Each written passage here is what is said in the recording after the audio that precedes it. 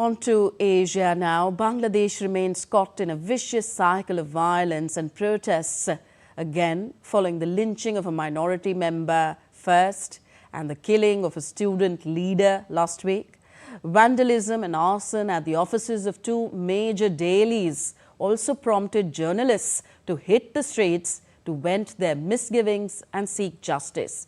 The Mohammed Yunus-led interim government is even being pilloried by former Bangladesh Prime Minister Sheikh Hasina for jeopardizing ties with India, presenting a fresh challenge to the interim government, which is set to hold general elections in February next year.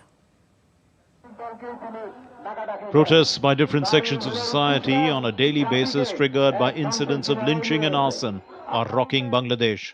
Over 100 journalists in Bangladesh's capital Dhaka rallied on Monday to protest vandalism and arson at two major dailies during violence that erupted after the death of student leader Sharif Osman Hadi.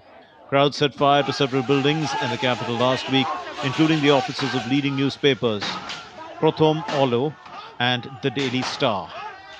The Minority Unity Front also got together the same day in front of the National Press Club in Dhaka, accusing the Mohammed Yunus-led interim government of failing to stop violence, killings and persecution targeting religious and ethnic minorities.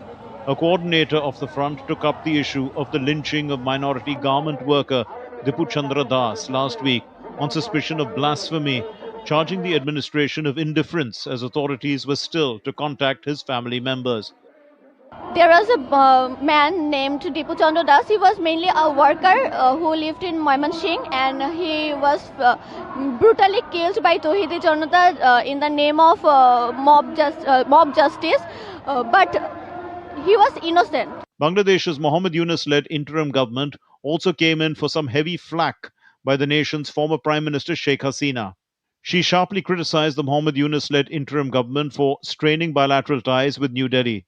She asserted that the current tensions are entirely Yunus's making, as his administration issues hostile statements against India, fails to protect religious minorities, and allows extremists to dictate foreign policy. Hasina highlighted India's decades-long role as Bangladesh's steadfast partner, emphasizing that deep fundamental ties will outlast any temporary government. She accused Yunus of emboldening extremists who attacked Indian missions, placing them in power, releasing terrorists and granting immunity to hooligans. Warning of multiplied lawlessness, minority persecution and eroded credibility under Yunus, Hasina expressed confidence that legitimate governance will restore the sensible 15-year partnership. Unless the elections are inclusive, unless they're fully participatory, Awami League, Jatiya Party, all these must be allowed to take part in the elections, then you can say that whoever comes, any party may come, but that will be something that the people of Bangladesh will accept. What Sheikh Hasina is clearly saying is that the people of Bangladesh will not accept an election which is not participatory.